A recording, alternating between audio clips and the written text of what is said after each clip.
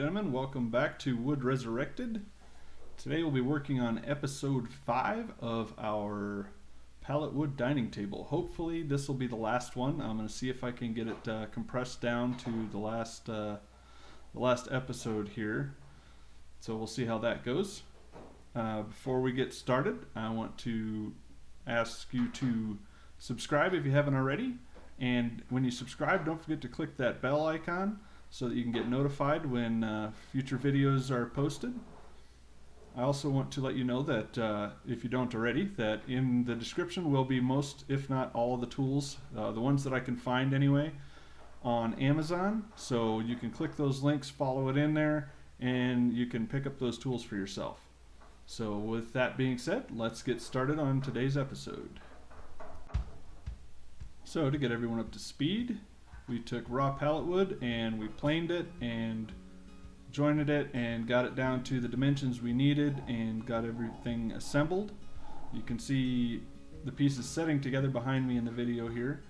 And so now we just have some finishing touches to do. We need to make some of the mounts for the table legs, and from there we're going to apply some stain, and then we're also going to do some polyurethane, and finally a top coat of epoxy that we're going to put over the tabletop.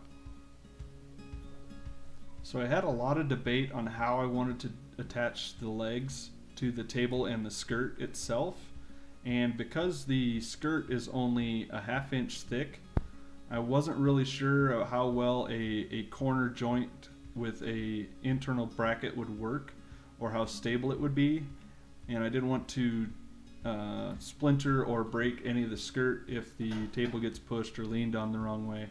So I thought I'd try something different, and what I decided to do was I'm going to put a dowel in the bottom of the table, and then there will be a hole in the top of the leg. So what's going to happen is the leg is going to slide onto that dowel, and that'll keep it firmly lined up with the bottom of the table. And then from there we're going to put 2 bolts through the skirt and the leg, one from either side of the skirt.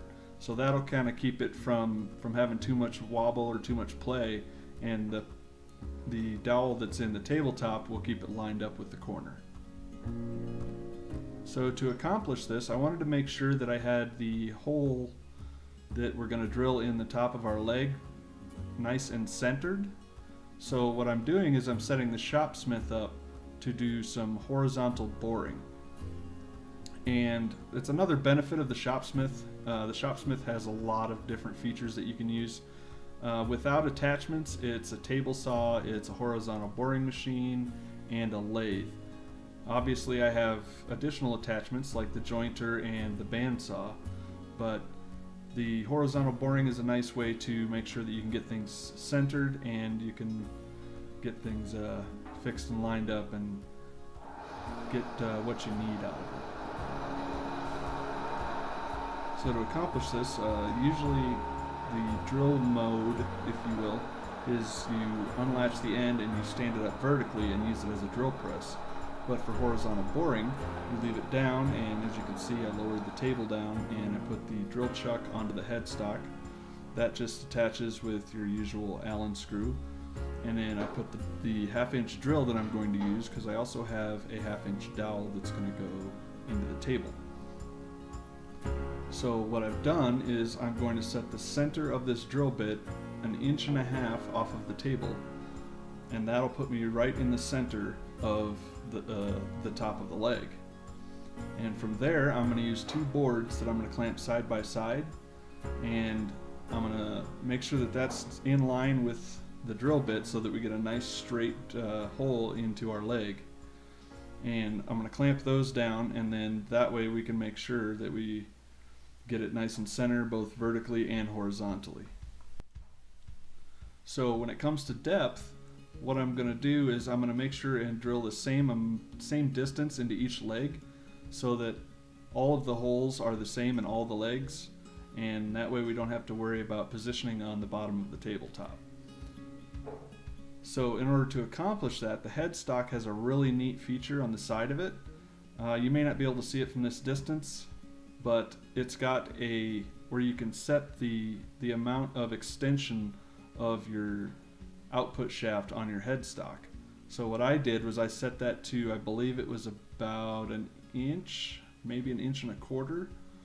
And that way you can drill out the same length each time, and all I have to do is line the top of the leg up with the edge of the table, and I can make sure that my holes are the same depth. So of course, before I go throwing a table leg in here, what I'm doing is I'm using a test board to make sure that I've got the right depth set, and I can also measure the top to bottom from the bottom side on this 2x4 that I'm using to make sure that I have the right distance off of the table to make sure that the center of that drill bit is at 1.5 inches. So once that's set, then we can take our legs, place them into the cradle, if you will, clamp them down, and use that stop point that we set and drill them all to the same depth and the same location on the legs, and make sure they're all nice and centered and that they'll fit well onto the dowels, as long as we get the dowels into the bottom of the table at the right position. So here you can see how easy this jig is to set up. You basically just put the leg in, line it up with the edge of the table, clamp it down, and you're ready to drill. One thing to keep in mind is that we sanded all of this and we didn't do much other than blow it off. I just took the air compressor and blew the dust off of it, gave it a general once over, get most of the wood shavings and the sawdust out of the way. So other than that, it's pretty much been sitting around the garage while I've been working on the legs.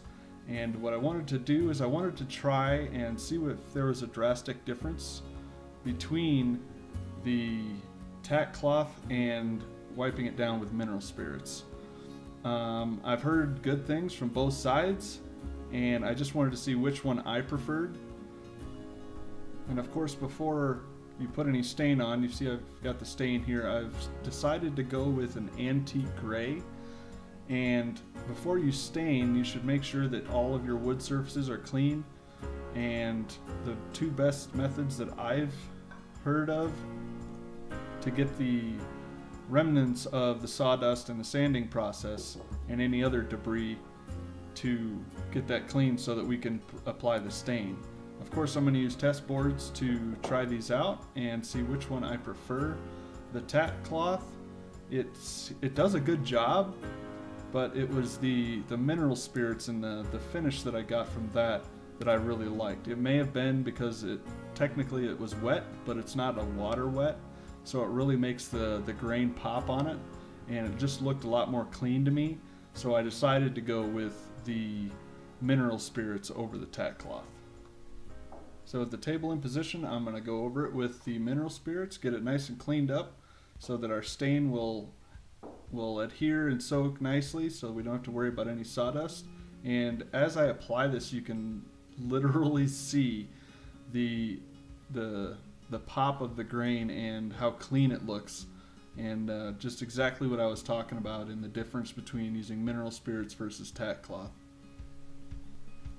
Of course, we're going to do this for all of the pieces, including the tabletop, all the legs, and the skirt, to make sure that there's no sawdust or anything left on it. So once we get these cleaned, then we can move on to the next step, which is applying our stain. And as I said before, I have selected an antique gray, and I'm going to, of course, apply this to a test board first, as you do with anything woodworking, just to make sure that I like it before I actually commit to it. So I'm going to apply that to these test boards and see how it looks, and see if I need to change anything or get another color stain, even though I did end up sticking with the antique gray. So from there, it's just a matter of dipping into the stain and applying it with my stain brush, which is a natural hair stain brush, and I'm just using short strokes on the end and to get the initial application, and then from there I'm using long strokes to smooth it out so that it's a nice even coat. And this stain ended up being a little bit thicker than I had anticipated. It ended up being to where I would apply it and then from there I would end up wiping off the excess after I think I waited about an hour.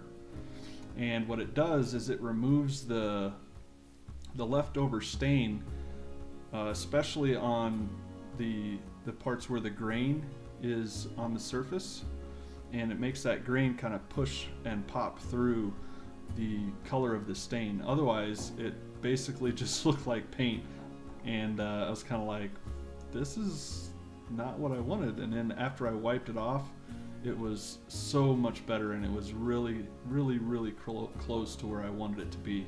And so we're going to apply the stain to all of the surfaces, including the top, the legs, as well as the skirt, and then we're going to let that sit for an hour a piece, and then we're going to wipe off the excess and then let it continue drying. Once the stain is all dried, I've decided that I'm going to attach the skirt to the bottom of the table with screws. So what I need to do is I need to drill some pocket holes and pilot holes so that we don't split the skirt as we're attaching it. So what I'm going to do is I'm going to set the drill press up to do that. And here you can see the full setup for going into this mode, so to speak. So I made sure that the table was locked down and that the headstock was locked down so that they didn't slide when I stood this up. And then you unhook the latch on the other side and then stand it up, and then there's a screw that turns into a little pocket on the end of the hinge on the side that I'm on now, and that'll keep it upright. So from there I need to decide what kind of angle I want to drill these holes for this skirt. And I think I ended up right about 70 degrees, 70, 75 degrees or so. And what I'm doing is I'm setting the table to that angle. And then from there, all I have to do is I ended up using the fence. I attached the fence to the table, and that allowed me to serve as a sort of backstop, and I could clamp the pieces to it. You can't really see it in the video, but I have the slot for the table saw lined up with the bottom of the drill bit. So when I do the hole for the pocket screw, I don't need that part of it. But when I do the pilot hole after the pocket hole, then that drill bit can actually go through the bottom of the skirt and protrude through that slot without damaging the table. And when I did these pocket holes, I used the way tubes on the Shopsmith as guides. So what I did was I lined up the skirt and slid it up against the way tube, and that would provide me with an approximation of where I wanted these pocket holes to be.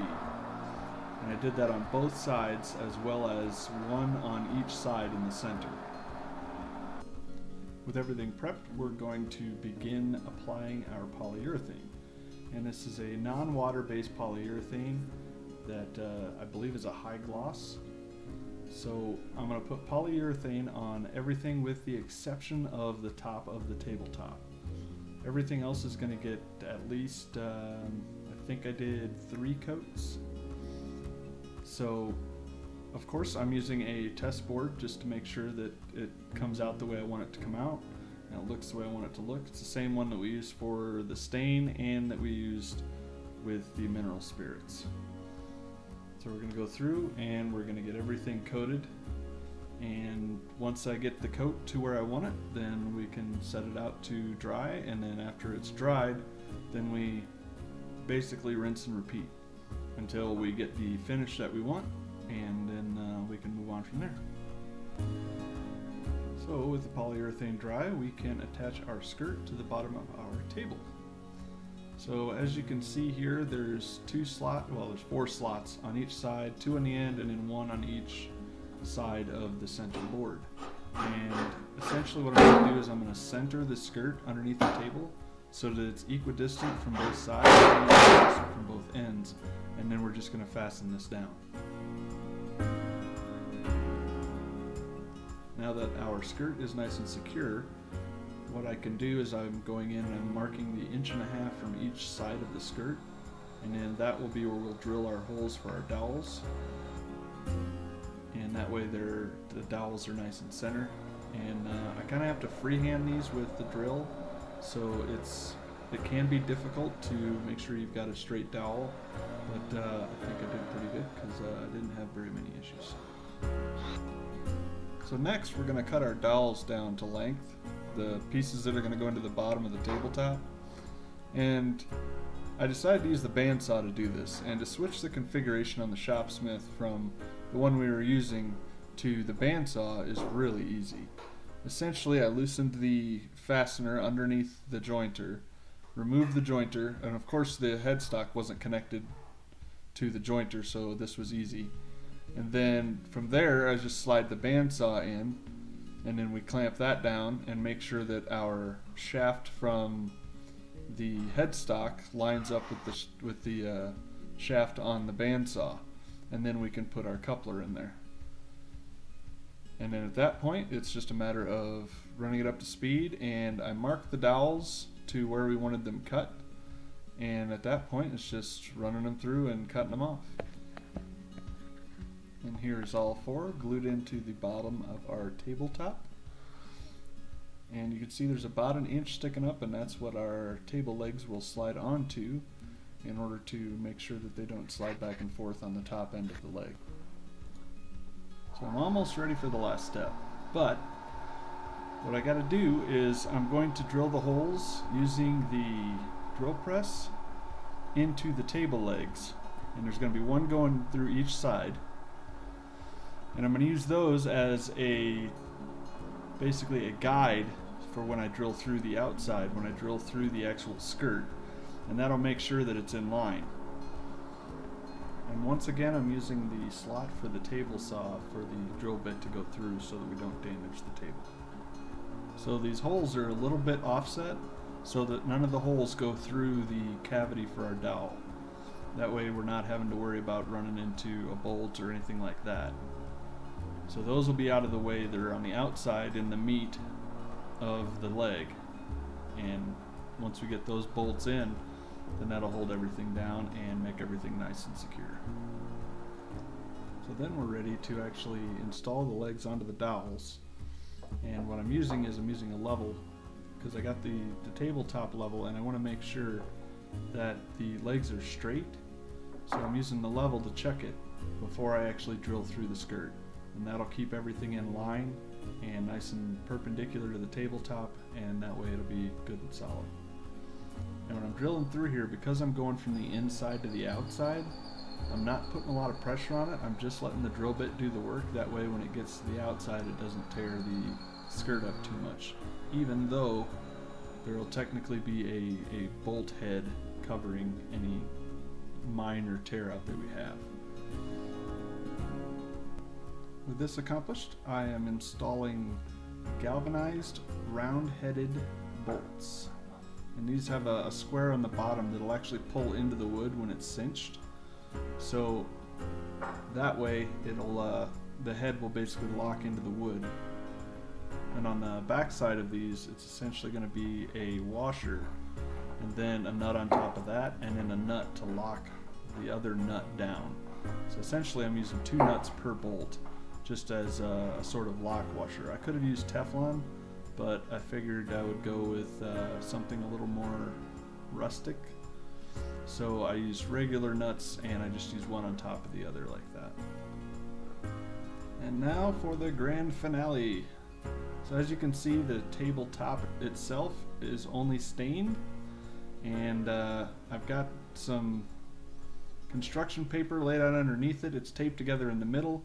And what I did was I went around the outside corners and stapled the corners together just to give it a little bit of a lip on the outside edge.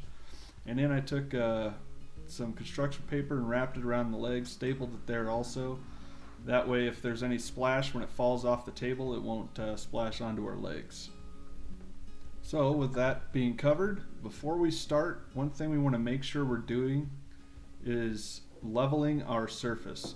Because this is a pour-on epoxy, we want to make sure that the surface is level so that the epoxy will smooth out evenly and it won't be bubbled up or thicker on one side than the other, and that way it'll be nice and smooth for us. And for this epoxy, we want to make sure and mix it even parts for the epoxy and the hardener. So what I have is it's a graduated tub, I guess you would call it, but it does have measuring lines on it, so I can make sure and get equal parts of both in there. And then we want to make sure that they're nice and thoroughly mixed. And I did mine by hand, but from what I've heard, it's kind of risky to do it by hand, and you're better off doing it with a mixer and not really to worry about the bubbles, because when you run over it with the heat gun, which you'll see soon, the bubbles will come to the surface and they will come out of the epoxy. So as you can see, I am wearing rubber gloves for this process, because believe me, you don't want to get this stuff on your skin, as it pretty much doesn't come off. It is an epoxy by nature, so that should stand to reason. And the reason I did the swirl on the table is I want to get it as even as possible, and I'm not using a lot on the first pass. Basically, I just want this layer to fill the holes, any ruts, anything like that, and I'm basically going to go through and smooth it out as best as I can, and then we'll go over that with the heat gun to get any bubbles out of that layer, and then we'll let that sit for approximately, I want to say it was about an hour. And then I came through with the next layer and did that on top of that, as you will see soon. And being as this is my first time doing this, and by nature I'm fairly picky, I was trying to get this layer perfect, but it doesn't really have to be, because you're going to put a layer on top of it. So I spent a lot of time going through the heat gun trying to get any unevenness worked out, anywhere where it had built up a little bit. But all in all, it's basically a base layer just for getting holes filled and getting a relatively smooth surface for your top layer. This is essentially your base layer. So then about an hour later, as I said, I applied the top coat. The top coat I think I measured out to be about 1/8 of an inch in volume on top of the table. And when I did the base coat, I kept it from running over the sides as much as possible. I just wanted to cover the top side, and that way when I did a higher volume, it would be less inclined to follow through the grooves if I had let the initial coat run down the sides. So this way, this will be able to run over the sides in a smooth fashion, and I can actually get a smooth side on my bevel that I put on it, and keep it from looking too sloppy. Although you will still get drips on the bottom side. That's kind of unavoidable, but I will explain in a second how I managed that part of it. Once I got everything smoothed out for the most part, I wanted to go over it with the heat gun, and kind of what it does is it kind of heats up the epoxy and gives it a lower viscosity, so it'll actually smooth out. And it also heats it up to the point where the air bubbles will rise and they'll actually pop, so that you don't have the air bubbles in it. And you may have seen me go around the outside edge with the plastic putty knife, basically smoothing the edges to make sure there was a layer of epoxy on the whole thing. So then once I get most of it smoothed out, I'll go over it in a pattern, and what that'll do is that'll evenly heat it from end to end, or at least quarter to quarter, depending on how you're looking at it. And that way it'll be nice and smooth, and it ends up looking like glass. I couldn't complain about the finish. It was my first time doing an epoxy, and it came out wonderfully. So what I did was, after, I want to say about an hour, maybe 2 hours, was when I came through, and at that point the drips that are on the bottom of the outside edge had hardened most of the way, and I was able to go through with that plastic putty knife and essentially just scrape them off, and that left me with a nice smooth surface on the bottom of the edge. So here you can see the finished product. You can see the bolts and the polyurethane that we applied to the bottom layer, and you can see how smooth this top layer came out despite most of the dents and divots and things like that. And like I said, I'm just thoroughly impressed with it. I could still put another layer on top, and that would make it nice and smooth all the way across, including some of the places where it finally settled into it. But I am 100% satisfied. So I think that'll wrap it up for this episode. I want to invite you to subscribe and hit that notification icon if you haven't done so already. And like I said, all the tools that I used, I'll try to put in the description so that you can pop in and get them for yourself. Otherwise, thanks for stopping by. Stay safe out there, and we'll see you next time.